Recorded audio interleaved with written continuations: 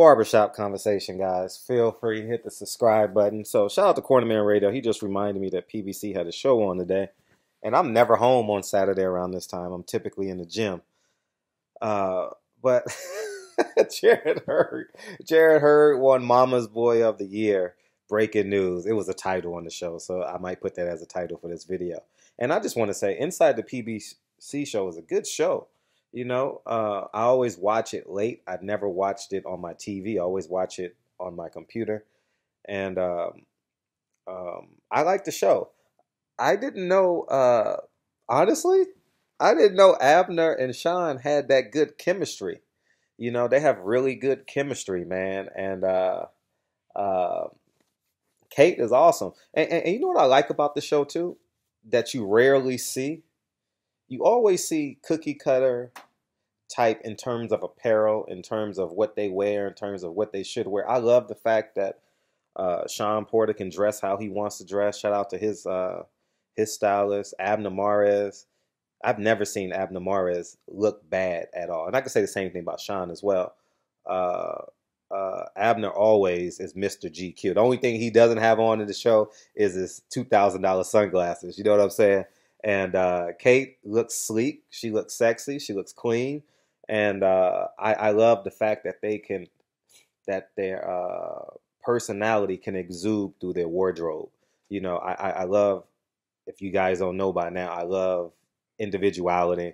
But I don't need to go into that, but I just want to reinforce that. I love the fact that they can be who they want to be, and I love the fact, and Abner Mares alluded to this on this show, I love the fact that that Abner Mares, and I'm sure Shawn probably, I'm not going to speak for Shawn, but Abner said this, you have to create content. You have to create content. You have to create a wedge and expound on that. I think I am one of the best on YouTube at creating narratives. You know what I mean? Creating like wedges and fights to make you pay attention to it. Whether it was Snack, you know what I mean? Whether it was Snack versus Mikey Garcia versus Errol Spence, whether it was Errol Spence saying keep the same energy, and that's most recently. But I think that they do a hell of a job at creating narratives. They look good on TV for the optics. You got white, black, Latino. It sits well on every TV in America. I like the show. I didn't know Kate was that funny. Kate is exceptionally funny.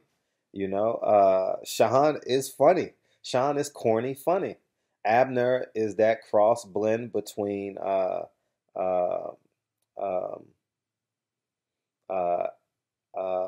like Hood and Gentleman. He you can tell by how he sits on the couch. He just is comfortable as hell. You know what I mean?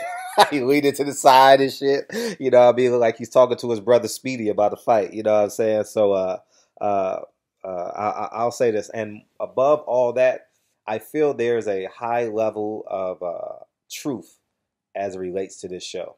So keep on going. I like it. I rarely see it on my TV. I always watch shit on my phone and on the computer. So I'm never home watching this shit, and I'm never home on Saturdays. I'm either traveling on the way to a fight or family shit or in the gym, where I live, So, but I love the show, and I want to say one thing about Jared Hurd.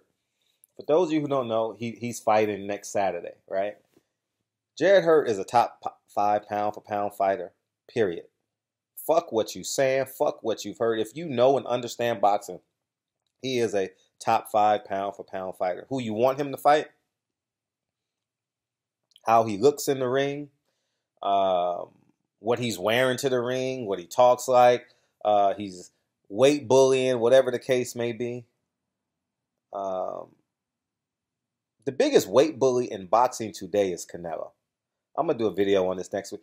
Hands down, the biggest weight bully in boxing is Canelo Alvarez. And he gets away with it. He gets away with it with smiles. So I don't want to hear shit. A motherfucker could come down 100 pounds and make weight. Tyson Fury lost 130 pounds. They congratulate him. Congratulate Jared Hurd for losing 35 pounds and getting to 154. You know what I mean? You know how hard it is? I see. I've covered his camp for the Wilder fight. I have nothing but respect for them, you know, and I love the fact that they respect my honesty, whether I'm talking for Jared Hurd or against Jared Hurd. I think Jared Hurd can dominate the 154-pound division if he keeps his weight in check. You know, I said it. I even told Jared Hurd. I said my only concern with you.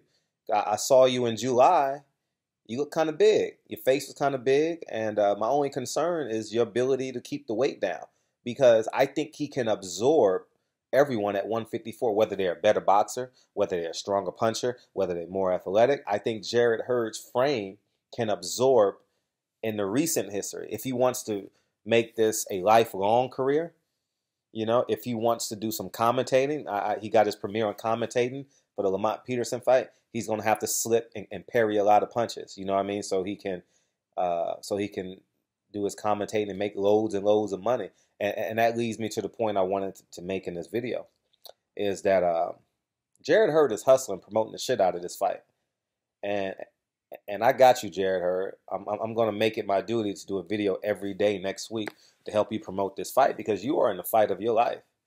I don't give a fuck what nobody say. I know what J-Rock brings to the table. I know the level of focus and intensity J-Rock brings to the table. He don't remember me, but I covered him for 5 days straight leading into his Charlo fight. I had behind the scenes access and all this, and he don't remember me, but I was there for 5 days. And Steve Bredman, I think that's his name. I haven't said his name in a long time. And J-Rock, their level of focus is admirable. And I will always have a level of love and respect for any man that is of Muslim faith in America. I don't have to agree with you. But if you're in the Nation of Islam, Muslim, there's a level of organic respect that I have for you because you practice your faith here in America as a black man. And I don't need to make this video about that, but what's understood doesn't have to be explained, right? And I have the utmost respect for J-Rock. J-Rock knows I'm not picking him for this fight. J-Rock knows that I believe Jared Hurd is going to win. But J-Rock is a man.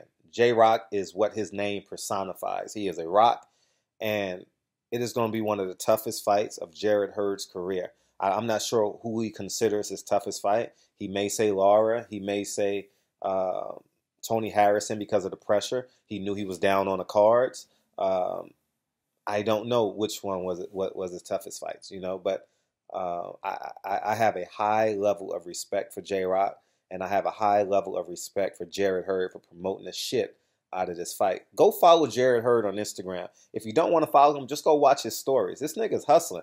He did about 100 interviews last week for this fight. He's putting up posters around the city. His team is putting up posters. His team is selling tickets. Come on, man. He has his own promotion company. Respect that king, man. And I have a great level of respect for that, you know. And I say this vigorously. I say this as loudly and as proudly as I can. Congratulations and keep on grinding. Like the same thing I'm going to say about Mikey Garcia and Errol Spence. We got two men walking into the ring with no excuses. What more could you want from a fighter? You know, you looking at the fight today, Canelo's walked in with a built-in excuse already. He said a rehydration clause, 10 pounds. That's cheating. It's not cheating, but it's not honorable to the boxing gods. You know, imagine if they would have did that to here's what I'm gonna do. Imagine if they would have did that to Hands of Stone at 135. Imagine that. Was it 135 or 130? Somewhere in there. It's been a while since I've watched his fights on YouTube. But imagine if they made him have a rehydration clause in his unification bouts. Come on, man. That's not fair. But anyways, we're going to talk about that later. We'll talk about that next week sometime. I'm going to talk about my Black Kings right now. So Jared Hurd, I applaud you. I salute you. J-Rock, I applaud you. I salute you. You know, I sat on my couch and enjoyed I enjoyed a TV show. I don't watch TV. If it's not a live sporting event, I'm watching YouTube. I'm learning how to fix a pipe. I'm learning more about boxing. I'm watching my brother's channel, and that's basically my life as it relates to entertainment, visual entertainment, So I applaud you guys. Keep grinding. PBC has a hell of a show. Only thing I would suggest is a more modern soundtrack. Like they need to pay the licensing fee to have like a Nipsey Hussle instrumental, whatever the hot song is. You want that to be the intro song to bring it in. Like imagine a Nipsey Hussle song bringing in a PBC show. That's the audience they're trying to attack, right? The 18 to 35, right? Old people already gonna watch boxing. Shit, old people done TiVoed this shit for 2 weeks. They done TiVoed the whole season already. You're trying to convince a guy like me to stay home and watch this show live. You know, a guy who's kind of cool, a guy who's kind of hip, kind of trendy, kind of cool. You know what I mean? You're trying to convince him. You know what I mean? A Kendrick Lamar, a Biggie Smalls. Maybe next week when you're talking about Jared Hurd, you play was it the OJ's Dear Mama? What is it? Sadie? Oh, Miss Sweet Sadie, place no one above you, sweet Sadie. Not the R. Kelly version. Da, da, da, da, da. I'm gonna listen to that song when man. Anyways, man, about to bring a tear down my eye. But anyways, man, shout out to Jared Hurd, shout out to Shawn Porter, shout out to Abner, shout out to Kate, shout out to J Rock. You guys are awesome. I land first thing Friday morning. As I told you, I got to start condensing my trips now because Lincoln is starting going into sports. He's starting to do like a lot of activities. He's 4. So I got to compress my weekends, and so I got to leave a little later. I typically leave on a Tuesday or a Wednesday for a fight, but I got to leave like just the weigh-in day, catch a red eye, and get there for the weigh-in, and get back first thing Sunday morning. So I'm realistically only missing 2 days with my son, so which is only like 4 days a month because I'm gonna pick 2 fights a month from this point forth, not 3 or 4 like I've been doing, and so.